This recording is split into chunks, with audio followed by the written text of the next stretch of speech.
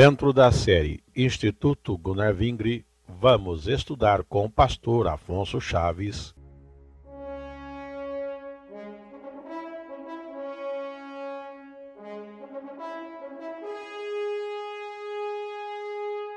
o livro do profeta Ezequiel.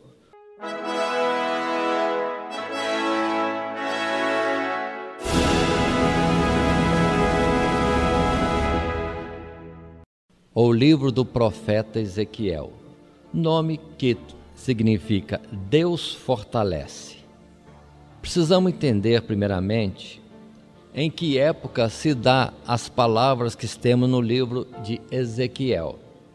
Deus vem repreendendo o seu povo por muito tempo, séculos mesmo, e aconteceu no nosso estudo de vermos que na mensagem do profeta Jeremias, mensagem última a Judá, é o que sobrou na verdade das 12 tribos, o reino de Judá, formado pelas tribos de Judá e também Benjamim, que Jeremias estava em Jerusalém anunciando as mensagens de Deus para esta nação, e isso longamente, 40 anos Jeremias falou, mas tal qual os outros profetas falando, e o povo não se dava por avisado, também no tempo de Jeremias o povo não atentava à palavra de Deus, pelo que,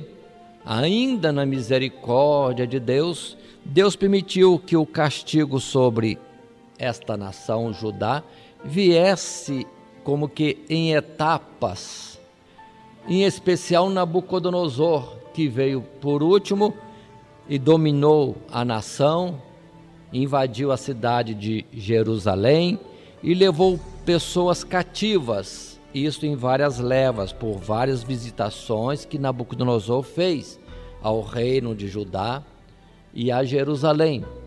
Nessas primeiras levas ou transporte de gente de Israel e Judá para o cativeiro na Caldeia, Babilônia, foram levados Daniel e outros jovens mais, como Ananias, Misael e Azarias.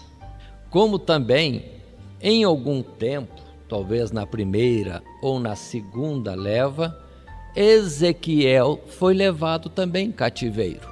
Nós colocamos Ezequiel um pouquinho depois, só como suposição. O importante é que ele foi para o cativeiro, estava no cativeiro.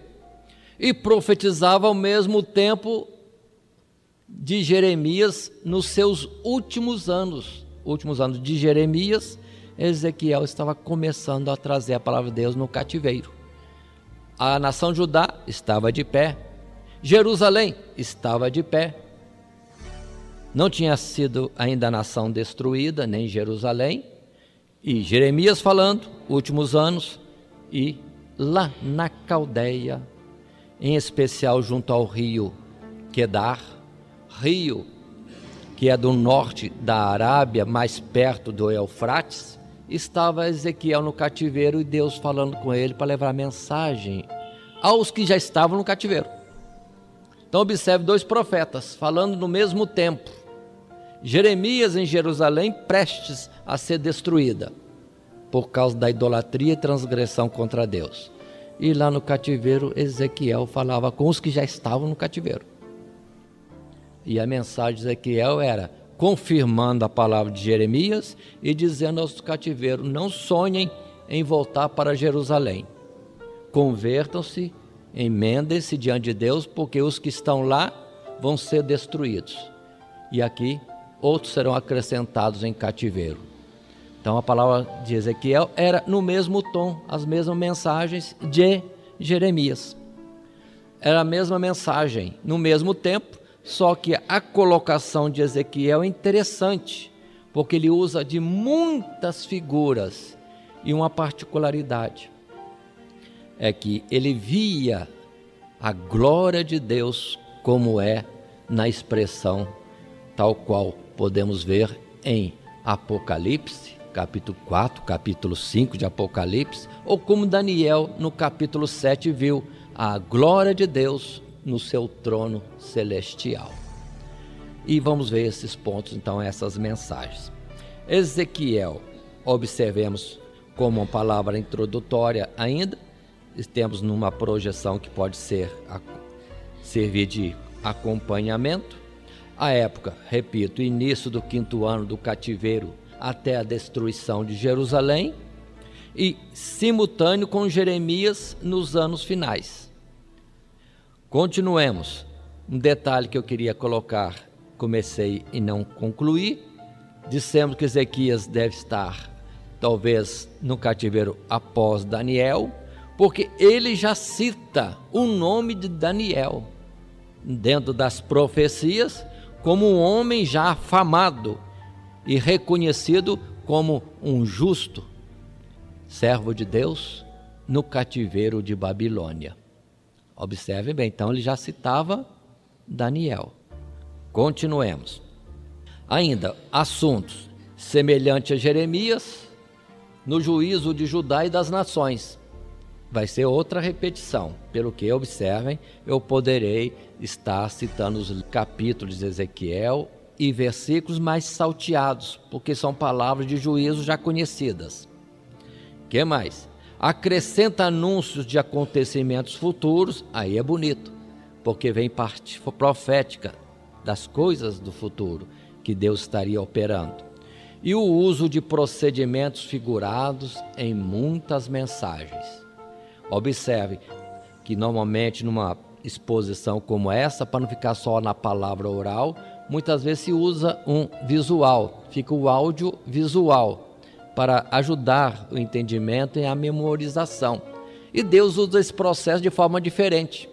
Deus faz uma encenação para se ter ideia da mensagem.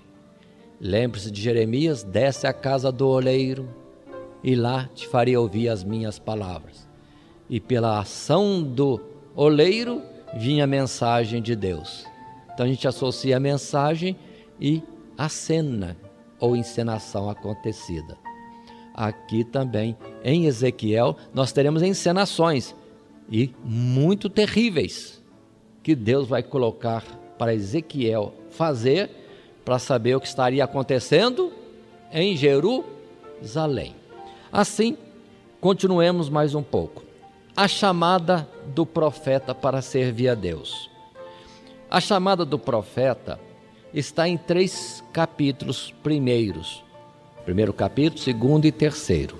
Vamos ver no primeiro capítulo os 3 primeiros versos que nos dão as primeiras palavras ainda introdutórias a este livro. Aconteceu no 30º ano, no 4º mês, no dia 5º do mês, que estando eu no meio dos cativos junto ao rio Quebar, se abriram os céus e eu vi visões de Deus. No 5º dia do mês, no 5º ano do cativeiro do rei Joaquim. Observem, 5 anos após Nabucodonosor começar as suas investidas contra Jerusalém. Verso 3: veio expressamente a palavra do Senhor Deus a Ezequiel, filho de Buzi, o sacerdote, na terra dos caldeus junto ao rio Quebar, e ali esteve sobre ele a mão do Senhor Deus. Paremos, aqui um destaque eu quero já estar citando. Diferentemente de outros profetas, Ezequiel vai colocando os fatos, dando as datas. É o que mais cita datas daquilo que estava acontecendo, pelo que praticamente podemos colocar em ordem todo este livro, seguindo os próprios capítulos. Outros não temos ordem nenhuma, nem de assunto, nem o tempo. Mas Ezequiel cita os tempos, com isso mostrando que as mensagens estão praticamente em uma sequência ordenada. E assim vamos ver os 24 primeiros capítulos, que são esta semelhança daquilo que Deus estaria trazendo sobre o povo.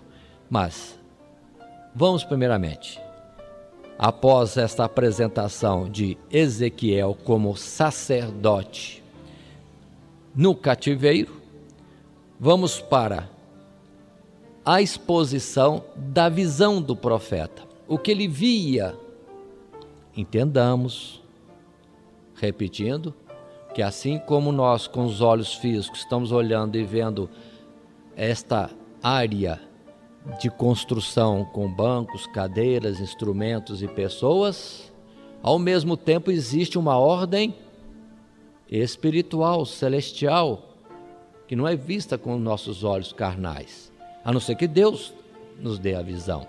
E Ezequiel está vendo agora coisas de Deus. Assim o verso 4 diz: olhei, e eis que um vento tempestuoso vinha do norte, e uma grande nuvem com um fogo a revolver-se, e um resplendor ao redor dela, e no meio uma coisa como cor de âmbar, como alaranjado forte, a cor da labareda de fogo, que saía dentre o fogo. Paremos. Primeiro verso, 4. Quantas vezes nós vemos uma mudança de tempo, a gente olha assim ao longe e vemos as nuvens se revolvendo em um branco misturado com cinza, até mesmo negro. Agora imagine que Ezequiel está vendo algo assim, só que não é nuvem branca não, é um revolver-se de fogo. Nuvem de fogo. Que mais? Verso 5: e do meio dela saía a semelhança de 4 animais, e esta era a sua aparência, tinham a semelhança de um homem. Verso 6: e cada um tinha 4 rostos, como também cada um deles 4 asas. Paremos um pouco.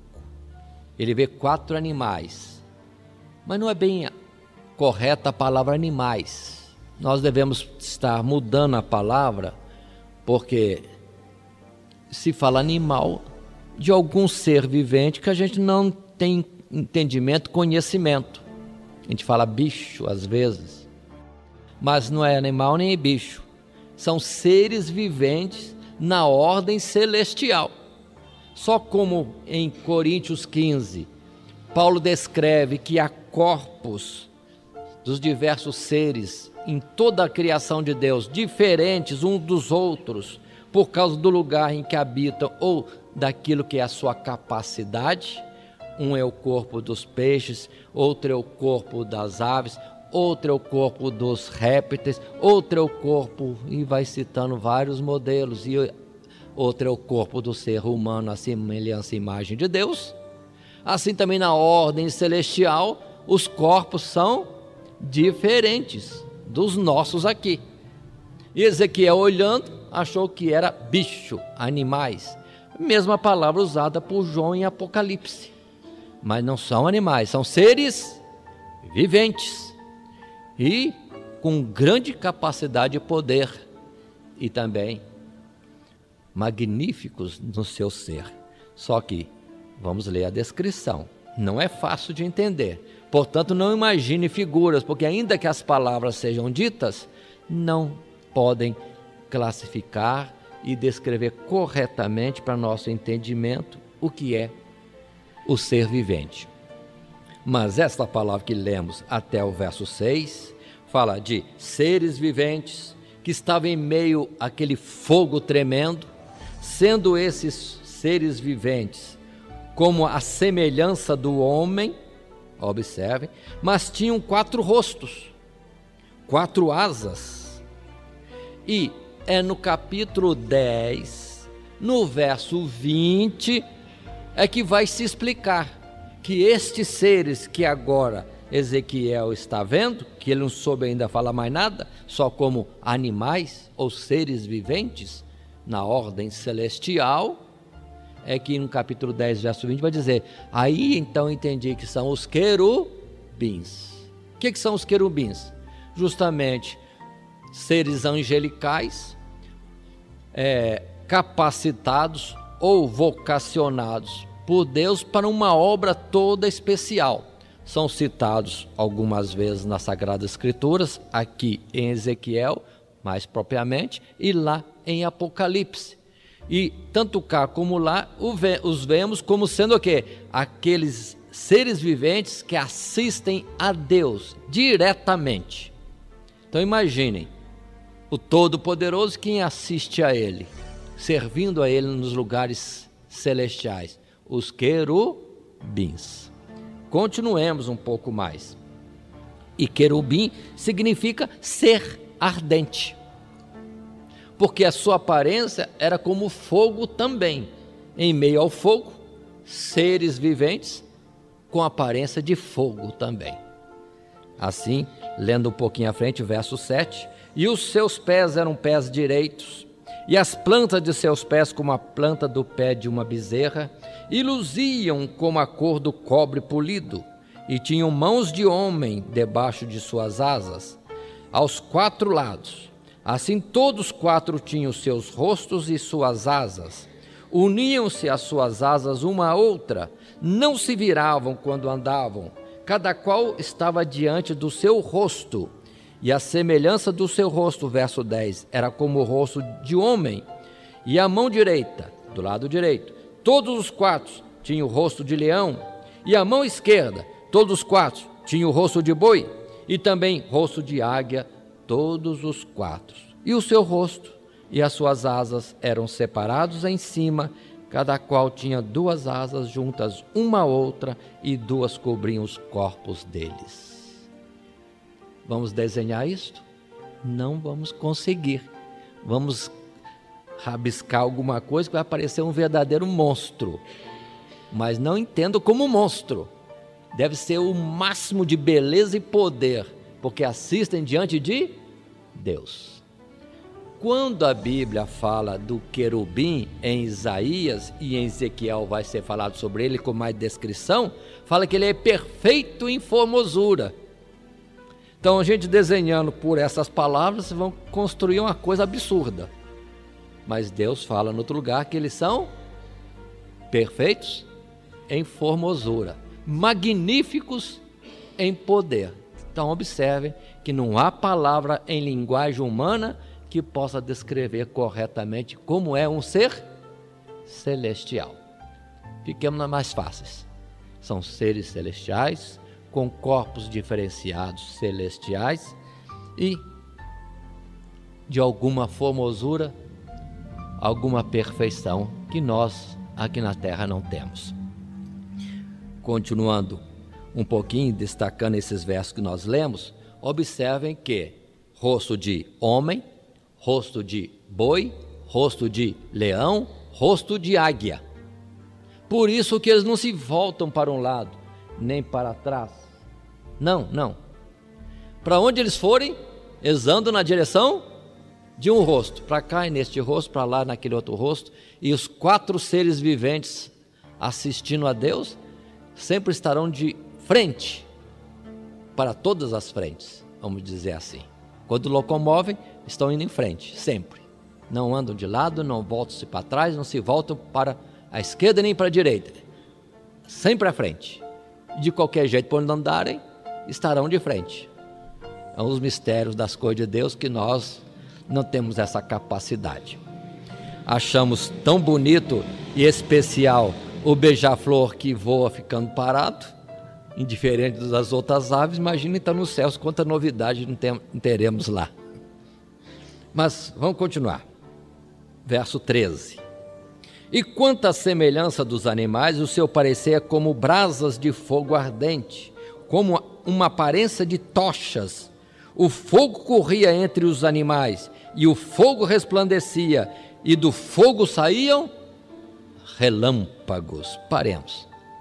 Nosso Deus é um fogo consumidor, e aqueles que assistem diante dele são como fogo também, em toda a sua aparência, e locomovem-se como o relâmpago. São ágeis, são velozes. Continuando. 14. E os animais corriam e tornavam a semelhança dos relâmpagos. 15. E viu os animais, ou melhor dizendo, os seres viventes. E eis que havia uma roda na terra junto aos animais, para cada um dos seus 4 rostos. O aspecto das rodas e a obra delas era como a cor de turquesa, verde azulado. E os 4 tinham uma mesma semelhança, e o seu aspecto e a sua obra como se estivera uma roda no meio de outra roda. Paremos. Muitos acham interessante e falam da descoberta da roda, que agilizou tanto a vida humana. Nos céus tem roda e roda, roda dentro de roda. Nós só vamos entender quando nós estivermos lá mesmo. Então tem coisas de muito mais, de uma tecnologia muito mais avançada. Só que estas rodas, vamos ler daqui a pouco, não eram rodas materiais, eram rodas vivas, constituindo parte do corpo. Nós temos pés com os dedos, e esses aqui, ainda que tenham pé, têm rodas, e essas rodas são especiais, porque é roda dentro de roda, uma tecnologia que não se dá para falar e se mover como o relâmpago. Continuemos. Não precisamos destacar e guardar tudo isso, só para ver, irmãos, que nós estamos muito aquém da excelência das coisas celestiais. Por isso que Jesus disse: se falo de coisas terrenas não compreendeis, quanto mais se vos falar das celestiais. Aqui Deus não está falando de mistério celestial. Ezequiel só está descrevendo ligeiramente, com suas pobres palavras, como era um querubim. Continuemos. O verso 17. Andando elas, as rodas, andavam pelos 4 lados deles, não se viravam quando andavam. 18. Essas rodas eram tão altas que metiam medo, e as 4 tinham as suas cambas cheias de olhos ao redor. Cambas das rodas é lateral da roda, onde se fixa os raios de uma roda, aquilo que é chamado de camba. Mas observe que ali haviam olhos, não era uma peça, é parte do corpo, ser vivente, ou órgão vivente. Como temos órgãos que têm funcionamento, os querubins têm rodas, que são parte do seu corpo, são membros do corpo do querubim, com olhos. Continua a palavra, verso 19. E andando os animais, andavam as rodas ao pé deles, e elevando-se os animais da terra, elevavam-se também as rodas. Verso 20. Para onde o Espírito queria ir, iam, pois o Espírito os impelia, e as rodas se elevavam defronte deles, porque o Espírito, ou fôlego de vida da criatura vivente, estava nas rodas. Nós usamos patinete, bicicleta, nós usamos carro, avião, outros móveis mais para nos locomover mais rápido ou com mais facilidade, enquanto que lá no céu nós não vamos precisar disso. Teremos como que rodas que fazem parte do nosso corpo, não é um instrumento, uma peça ao lado, um acessório para facilitar a nossa vida, será parte do nosso corpo, se querubins formos lá. Continua a palavra, verso 22. E sobre a cabeça dos animais havia uma semelhança de firmamento, como um aspecto de cristal terrível, estendido por cima sobre a sua cabeça. Paremos. Tudo mostra magnitude, alguma coisa muito grande. Imaginemos primeiro o vento soprando, um revolver-se de nuvens de fogo, já é algo grande. E dentro daquilo lá, personagens de fogo, com uma composição corpórea tremenda, tremenda. Muito bem. E por cima deles, em cima das suas cabeças, como que um outro firmamento, uma outra expansão. Aí pronto, já começa a perder o sentido. É uma coisa grande em cima da qual está outra coisa muito grande, acima dos 4 querubins. Verso 26. E por cima do firmamento, que estava por cima da sua cabeça, verso 26, havia uma semelhança de trono como que de uma safira. Safira da cor azul, E sobre a semelhança do trono havia como que a semelhança de um homem no alto sobre ele. Então havia um ser assentado sobre o trono. E o trono estava em cima de onde? De um firmamento. E o firmamento estava em cima de onde? Dos querubins. Observe esse aspecto, essa descrição. Continuando, verso 27. E vi como a cor de âmbar, o alaranjado forte, como o aspecto do fogo pelo interior dele, desde a semelhança dos seus lombos e daí para cima, e desde a semelhança dos seus lombos e daí para baixo, vi como a semelhança de fogo e um resplendor ao redor dele, como o aspecto do arco que aparece na nuvem no dia da chuva. Assim era o aspecto do resplendor em redor. Este era o aspecto da semelhança da glória do Senhor Deus, e vendo isso, caí sobre o meu rosto e ouvi a voz de quem falava. Paremos. Temos entendido um pouquinho o quadro da visão celestial? Era algo tremendo, terrível no seu poder, pelo que Ezequiel tombou ao chão. Igualzinho Daniel, quando viu também um ser celestial, o poder emanado do ser era tão grande que Ezequiel desmaiou, ficando como que morto aos pés do ser que lhe falava. Observe isso. Aqui queremos destacar que quando Moisés construiu o santuário de Deus na face da terra, existia aquele móvel chamado Arca da Aliança, Arca de Deus, sobre a cuja arca, baú, estava uma tampa de ouro chamado propiciatório, e ali tinham a figura de 2 anjos, querubins, como que prostrados em adoração a Deus, figuradamente presente naquele lugar. E este móvel, quando era transportado na jornada do deserto, era transportado nas costas de 4 coatitas, da família de Coate, da tribo de Levi. Então, junto ao móvel tinha uma vara, outra vara, e 4 homens posicionavam, carregando nos ombros a arca de Deus na peregrinação do deserto. Era a figura dos querubins. Os 4 querubins transportando a presença de Deus para onde Deus quisesse ir. Por isso que quando Davi foi transportar a arca de Deus, colocou num carro de boi, ainda que o carro era novo e os bois eram novos, em respeito às coisas de Deus, como um certo cuidado, uma reverência para com Deus, estava errado. Tinha que ser transportado nos ombros, a semelhança de como Deus se transporta nos céus.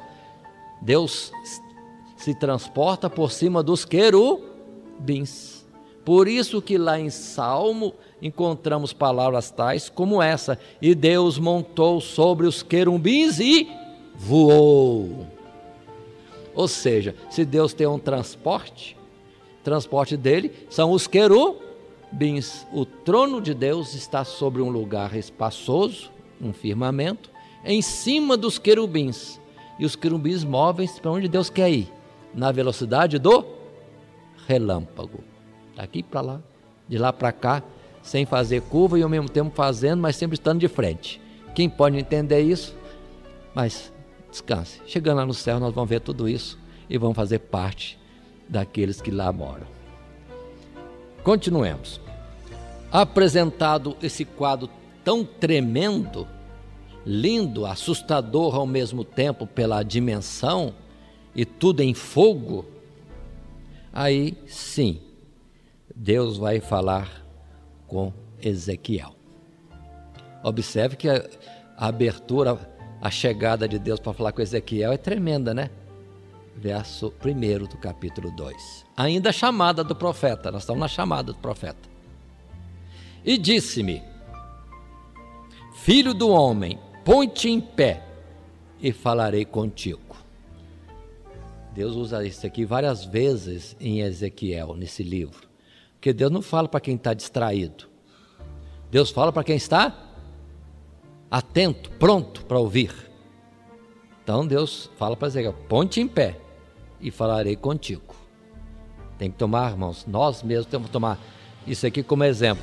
As coisas de Deus não são ouvidas e seguidas de forma negligente. Por exemplo, num culto, no estudo bíblico, em qualquer situação de ouvir uma pregação da palavra ou ler a Sagrada Escritura, é com muita reverência, como quem está de pé. Não quer dizer corporealmente só de pé, mas com atenção, desperto, atento, porque o Todo-Poderoso pode estar falando naquele momento. Verso 2: então entrou em mim o Espírito, quando falava comigo, me pôs em pé e ouvi o que me falava. E disse-me: filho do homem, eu te envio aos filhos de Israel, as nações rebeldes que se rebelaram contra mim. Eles, seus pais, prevaricaram, transgrediram contra mim, até este mesmo dia. E os filhos são de semblante duro e obstinados de coração. Eu te envio a eles, e lhes dirás: assim diz o Senhor Jeová. E eles quer ouçam, quer deixem de ouvir, porque eles são casa rebelde, hão de saber que esteve no meio deles um profeta. Verso 6: e tu, ó filho do homem, não os temas, nem temas as suas palavras, ainda que sejam sarças e espinhos para contigo, e tu habites com escorpiões, não temas as suas palavras, nem te assustes com o rosto deles, porque são casa rebelde. Mas tu lhes dirás as minhas palavras, quer ouçam, quer deixem de ouvir, pois são rebeldes. Mas tu, ó filho do homem, ouve o que eu digo, não sejas rebelde, como a casa rebelde. Abre a boca e come o que eu te dou.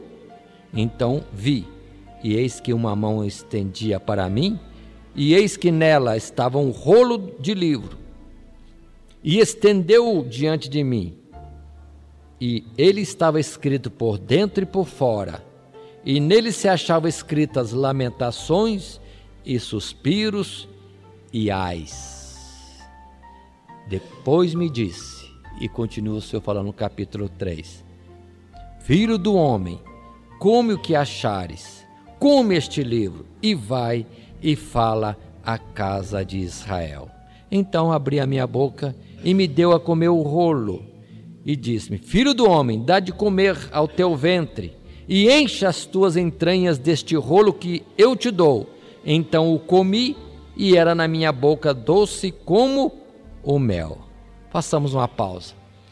Li vários versículos no capítulo 2 e agora no capítulo 3, toda a palavra de Deus. Observe a semelhança com Jeremias. De igual modo, Deus falou com Jeremias. Jeremias quis até recuar, porque viu que o negócio era de muita responsabilidade, e o povo era duro de coração. Mas Deus, tal qual Jeremias fala para Ezequiel: fale, porque eu vou te tornar duro como o povo também é duro. Não temas diante deles, porque o Senhor seria com ele como foi com Jeremias. Na época estava sendo com Jeremias, porque os dois falavam, cada um no seu local, um em Jerusalém e Ezequiel no cativeiro na Caldeia. E o detalhe de comer o rolo do livro, tal qual em Apocalipse e algum outro lugar mais que na Sagrada Escritura vem a falar.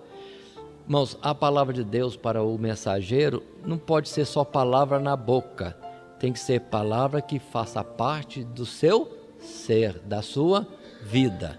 Deus não gosta daqueles que só falam a palavra de Deus sem ter essas palavras cumpridas e obedecidas no seu dia a dia. Então, come. A palavra de Deus tem que fazer parte da nossa vida. É quando Jesus, no Sermão da Montanha, chama a atenção, que não são os ouvintes da palavra de Deus, ou mesmo os que são pregadores da palavra de Deus, que entrarão no reino dos céus. Senhor, Senhor, poderão dizer, mas Deus procura aqueles que cumprem com a sua palavra. Então, ela tem que fazer parte da nossa vida. Essa expressão, comer do rolo, comer a palavra de Deus, fazê-la como que algo que ingerimos e vem a ser depois absorvido pelo nosso ser. Capítulo 3 vai continuar ainda, verso 4. E disse-me: filho do homem, vai e entra na casa de Israel e fala-lhe as minhas palavras, porque tu não és enviado a um povo de estranha fala, nem de língua difícil, mas a casa de Israel. E Deus salienta no verso 6: não és enviado a muitos povos de língua ou fala estranha, de língua difícil, cujas palavras não possas entender. Se eu aos tais te enviara, certamente te dariam ouvidos, mas a casa de Israel não te quererá dar ouvidos, porque não me querem dar ouvidos a mim, porque toda a casa de Israel é de rosto obstinado e dura de coração. Eis que fiz duro o teu rosto contra o seu rosto, e forte a sua fronte como a sua fronte. Fiz como diamante a tua fronte, mais forte do que a perdeneira. Não os temas, pois nem te assombres com o seu rosto, porque casa rebelde são. E continua a palavra do Senhor, voltando àquele refrão: quer ouçam, quer deixem de ouvir, fale. Mas há uma coisa interessante no profeta que estamos estudando, Ezequiel, e podemos ver isso no verso 25 e mais algum verso à frente, quando diz: porque, verso 25, porque o filho do homem, eis que porão cordas sobre ti e te ligarão com elas, não sairás, pois, ao meio deles. E eu farei que a tua língua se pegue ao teu paladar, e ficarás mudo, e não lhe servirás de varão que repreenda, porque casa rebelde são eles. 27. Mas quando eu falar contigo, abrirei a tua boca e lhes dirás: assim diz o Senhor Deus, quem ouvir, ouça, e quem deixar de ouvir, deixe, porque casa rebelde são eles. Aí está nesses 3 capítulos a chamada de Deus para com Ezequiel. E o termo está dizendo que Ezequiel não teria movimentação livre no meio do povo. Ele estaria como que preso por Deus. Como por Deus ele ficaria mudo. Ele poderia querer falar alguma coisa para alguém, mas ele estaria agora, a partir de agora, totalmente mudo.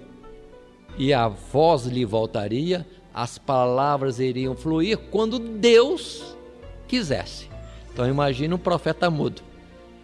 Não poderia falar nada de coisa alguma, a não ser unicamente, precisamente e no tempo que Deus quisesse falar.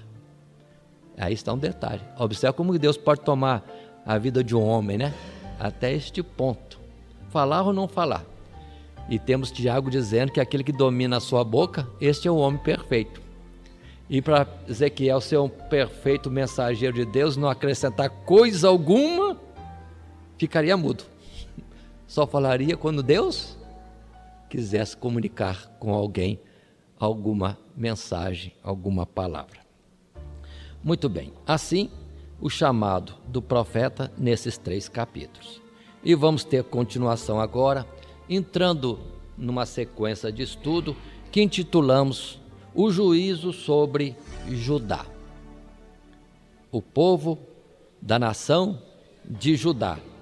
Vários sinais proféticos vão estar acontecendo, iniciando no capítulo 4, que podemos estar apresentando até mesmo de uma forma bem simplificada, com poucos versos. Leiamos, portanto, dentro desse título, O Juízo sobre Judá, vários sinais proféticos. No capítulo 4, observe que nós vamos obedecer a sequência dos capítulos. O tijolo. Qual é a mensagem? Verso 1. Tu, pois, ó filho do homem, toma um tijolo e pô-lo-ás diante de ti, e grava nele a cidade de Jerusalém. Imaginemos nós agora o que está acontecendo. Deus determina a Ezequiel que pegue um tijolo. Esse tijolo vai estar representando a cidade de Jerusalém. Vamos escrever em cima do tijolo, Jerusalém. Coloca o tijolo diante de ti. Está lá Ezequiel pegando um tijolo, escrevendo Jerusalém, colocando na frente dele. E Deus fala, coloca contra esse tijolo, coloca tranqueiras de guerra, coisas que representam os aparelhos de guerra, quando uma cidade fortificada é cercada e está debaixo de um combate contínuo para que seus muros, muralhas sejam derribadas e a cidade tomada. Faça assim, Ezequiel. Ezequiel então vai ter que imaginar algumas coisas, gravetos, algum metal, alguma coisa, como que representando as muitas peças de guerra contra uma cidade. Observe a parte representativa. Deus, em vez de só te falar, Deus está mandando o profeta Ezequiel fazer alguma coisa, uma encenação. Então imagine Jerusalém cercada por um exército fortemente armado, com diversas peças de guerra ali investindo contra a cidade. Muito bem. Verso 4, atenção. Capítulo 4, verso 4. Figuras, mas Ezequiel tinha que fazer. Tu também deita-te sobre o teu lado esquerdo e põe a maldade da casa de Israel sobre ele, conforme o número dos dias que te deitares sobre ele, levarás as suas maldades. Ezequiel tinha que se deitar do lado do tijolo, em frente ao tijolo, que representava Jerusalém, do lado esquerdo. E tinha que ficar lá quanto tempo? A palavra vai dizer. Verso 5. Porque eu te tenho fixado os anos da sua maldade, conforme o número dos dias, 390 dias, e levarás a maldade da casa de Israel. Já leio o verso seguinte, 6. E quando cumprires estes 390 dias, tornar-te-ás a deitar sobre o teu lado direito, e levarás a maldade da casa de Judá 40 dias. Um dia te dei para cada ano. O que Deus quer dizer então para Ezequiel através desta cena? Imagine Ezequiel deitado no lado esquerdo, 390 dias. Homem na sua forma natural não conseguiria viver assim. Mas Ezequiel tinha que se deitar do lado esquerdo e ficar 390 dias, mais de um ano, nessa posição, de frente para um tijolo, que representava a cidade de Jerusalém. Deus estava querendo figurar através desta encenação, que ele, Deus, ficou anos e anos vigiando Jerusalém, falando, apontando os pecados para se converter, para mudar as suas atitudes. 390 anos, Deus vigiando. E Israel não se arrependeu, não mudou o seu modo de agir. Pelo que as 10 tribos já foram destruídas. O Israel de Samaria. Agora imagine, o profeta depois de 390 dias de um lado esquerdo ia virar para o lado direito, deitar mais 40 dias, vigiando os pecados, as transgressões de Judá, a nação de Judá, após a correção de Israel, 10 tribos, também por Deus foi 40 anos vigiada. Aí nós temos, por exemplo, os 40 anos do profeta Jeremias, falando ao povo de Judá em Jerusalém para se converter, e não atentavam para o que Deus dizia. Pelo que a destruição já estava presente. Os exércitos já cercavam Jerusalém para destruir totalmente. Mas quanto tempo levou isso? 40 anos. E lá está Jeremias deitado, mais de um ano do lado esquerdo, mais de um ano do lado direito. Palavras seguintes vão dizer que Deus iria como que amarrar Ezequiel para ele não se mover, só por Deus mesmo. Quantas vezes num sono da noite a gente vira várias vezes de um lado para o outro, que cansou de um lado, cansou do outro, e vai se mudando? Agora, um homem ficar 390 dias deitado de um lado só, depois mais 40 dias do outro lado, só uma obra de Deus tomando posse do ser de Ezequiel. só isso? Não é só isso. Vem mais coisas. E observe que, figuradamente, Deus usa o profeta para fazer coisas tremendas. Ainda no capítulo 4, após essas colocações, vem o verso 9.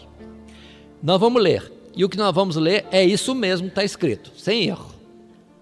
E tu, falando para Ezequiel, Deus diz: toma trigo e cevada e favas e lentilhas e trigo miúdo e aveia e coloca-os numa vasilha e faze deles pão, conforme o número dos dias que te deitares sobre o teu lado, 390 dias comerás disso. Então, lá no quarto, na sala, no local em que Ezequiel estava deitado, ele tinha um estoque de alimento para se alimentar. Trigo, cevada, favas, lentilha, trigo miúdo, avelã, quanta coisa para se nutrir 390 dias. Só que o verso 10 diz: e a tua comida que hás de comer será do peso de 20 ciclos cada dia. Quanto vale um ciclo? É cerca de 400 gramas mais ou menos. Na verdade é 11 gramas. 20 ciclos daria em torno de 220 gramas. Então imagine quem vai em um serve-serve, 220 gramas de comida.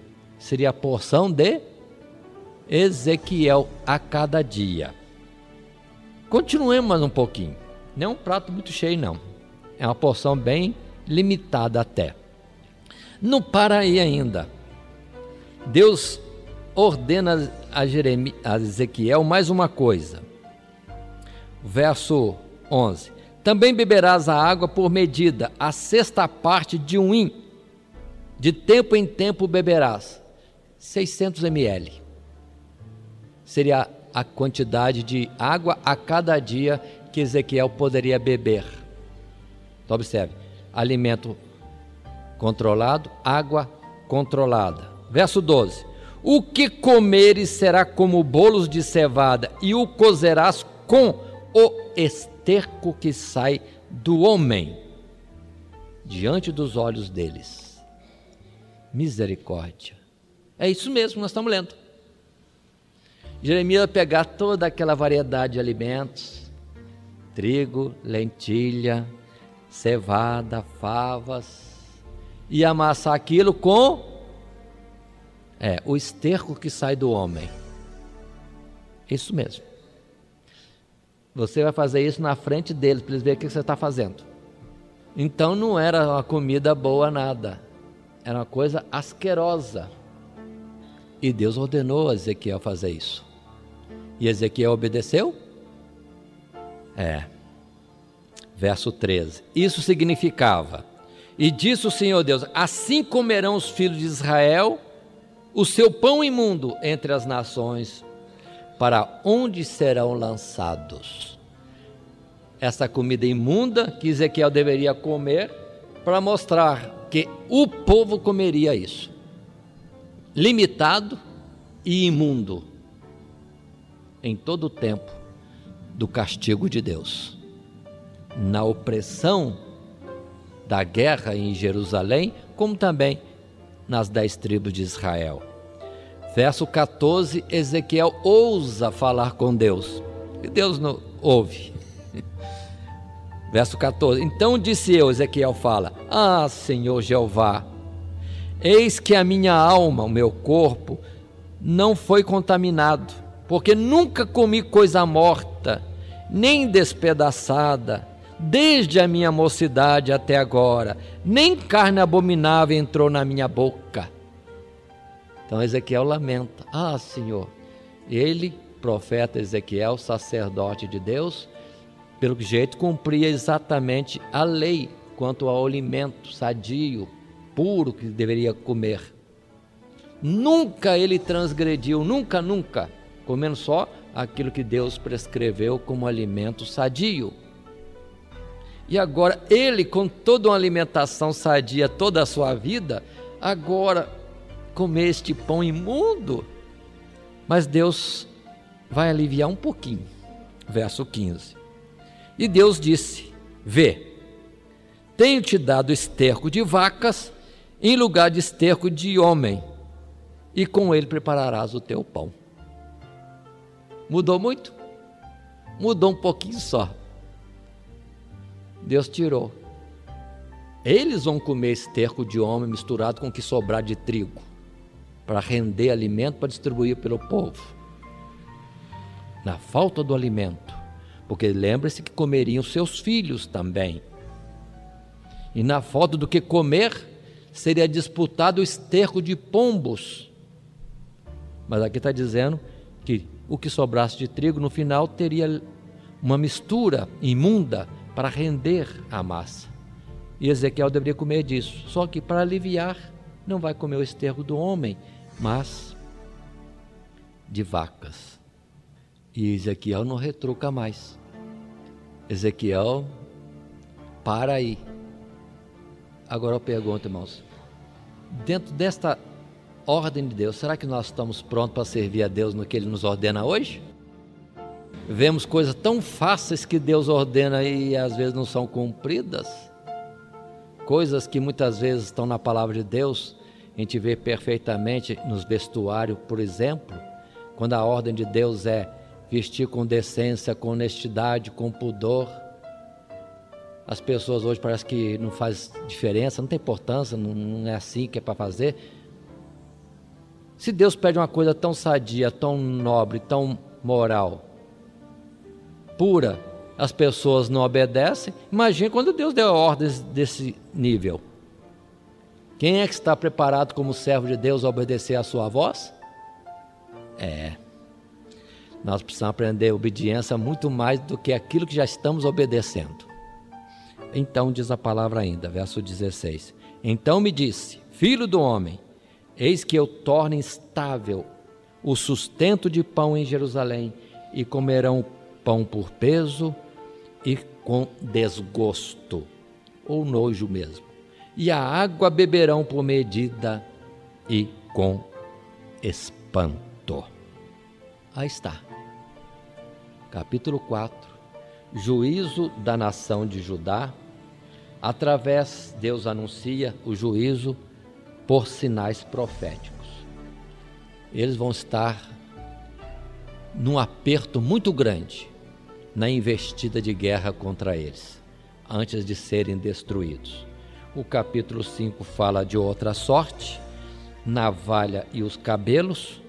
Também Ezequiel deveria obedecer a Deus noutra encenação. Se não bastasse essa, tinha outra já à frente. Ele deveria rapar todos os cabelos do seu corpo.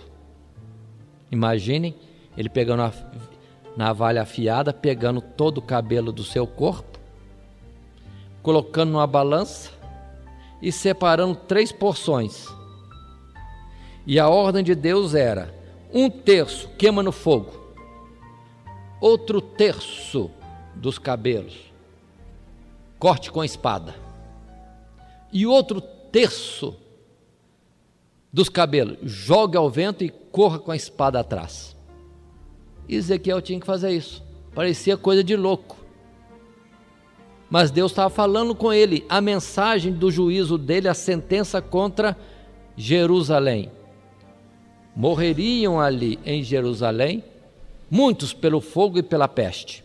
1/3. 1/3 morreria pela espada, e outro terço estaria espalhado pelo mundo, e a espada atrás dele, em juízo de Deus. Porque Deus, por tantos anos, 390 anos, depois mais 40 anos, falando e avisando, e ninguém deu crédito. Mas agora, certamente, Deus agiria contra eles desta forma, trazendo tão grave destruição. E continua a palavra falando no capítulo 5, expressei com as minhas palavras mesmo. No verso 4, entretanto Deus diz: e ainda destes tomarás alguns, e os lançarás no meio do fogo, e os queimarás no fogo, e dali sairá um fogo contra toda a casa de Israel. Esse pequeno monte está expresso no verso 3. Também tomarás deles um pequeno número, atá-lo-ás nas bordas da tua veste. Observe, a destruição maior pelo fogo e peste, outra destruição grande pela espada, outra destruição grande, levados, espalhados pelo mundo, como forasteiros e peregrinos, e a espada contra eles nas terras por onde fossem. Mas um pouquinho estaria na orla do vestido do profeta, mostrando que Deus teria alguns pouquinhos com ele. Mas dos pouquinhos com ele, esses ainda estariam debaixo de juízo de Deus. Se não tivesse na medida da obediência, fogo, espada. Observe que da grande multidão do povo de Israel, que chegava a ser comparado com as estrelas do céu, que não tem como se possa contar, sobraram uns poucos, 14.000 em cativeiro, e lá no cativeiro o juízo de Deus continua sobre eles ainda. São os poucos cabelos nas olas das suas vestes, ou seja, pertinho de Deus, no cuidado de Deus, mas ainda debaixo de juízo, porque não obedecendo, assim seriam eles também sentenciados. Essa palavra e o juízo de Deus contra Judá, ali escrito no capítulo 5 de Ezequiel. Na palavra final do verso 15 do capítulo 5 se diz: e o opróbrio e a infâmia servirão de instrução e espanto às nações que estão ao redor de ti, quando eu executar em ti juízos com ira e com furor, em furiosos castigos. Eu, o Senhor Deus, falei. Interrompemos aqui. Deus termina o verso, capítulo 5, dizendo que Ele, Deus, falou e vai executar. Um castigo tão forte, mas tão forte contra Israel, que isso seria ensinamento, não só para Israel, mas também para todas as nações. Então observe, irmãos, que todas aquelas coisas que Deus operava no passado, conforme Paulo mesmo disse e escreveu em Coríntios, na carta aos Coríntios, ao falar o que dantes foi escrito, para o nosso ensino foi escrito. Deus é misericordioso, é paciente, nos avisa das nossas transgressões, nos alerta do perigo do nosso mau caminho, mas um dia o seu juízo vem e aí ele não fala mais. E a sorte é aquela que será pelo nosso plantar, é o que vai ser a nossa colheita. É assim que Deus está falando, Ele determinou e vai acontecer. Lembremos que já temos anunciado antes, é lição. Tanto assim que o Israel de Deus, todos aqueles que sobraram dessa grande destruição e do cativeiro, são pessoas no povo israelita, observem no tempo de Jesus, que de forma nenhuma querem saber de idolatria, tem um pavor de idolatria. Até mesmo hoje, o Israel que está na Palestina não é chegado à idolatria de forma nenhuma, tem pavor, porque sabe o quanto Deus abomina os ídolos. Entretanto, observemos ao nosso redor a religião oficial que temos, quase oficial, no nosso país, a maioria dos chamados cristãos no nosso país, as nossas cidades, as nossas ruas, as nossas praças, tudo em nome da devoção de outros personagens que não são unicamente o nosso Deus. E a palavra que Jesus disse diante do diabo no dia da tentação foi: está escrito, ao Senhor teu Deus servirás e só a Ele adorarás. E nós temos aí quanta variedade de culto, quanta veneração a tantos chamados mediadores, disfarçando uma idolatria presente em nosso tempo. Não, Deus abomina a idolatria, Deus não aceita. A Ele devemos servir e somente a Ele adorar. Por isso que o segundo mandamento lá no Monte Sinai já foi bem claro ao dizer: primeiro, tendo dito o Senhor, eu sou o Senhor teu Deus, não terás outros deuses diante de mim. O segundo mandamento é: não farás para ti imagem de escultura, nem semelhança alguma do que está no céu, na terra ou nas águas debaixo da terra. Não te inclinarás a elas, não as servirás, porque eu sou Deus zeloso, que castigo a maldade dos pais nos filhos até a terceira e quarta geração. Quem conhece esse mandamento? Entre o cristianismo atual, pouco se fala deste mandamento, porque foi tirado. E por isso a transgressão na idolatria tão grande no nosso país e no cristianismo que vivemos no mundo atual. Mas vamos interromper neste ponto e continuar a estudar o profeta Ezequiel a partir do capítulo 6, numa próxima oportunidade. Que Deus nos abençoe em Cristo Jesus. Amém.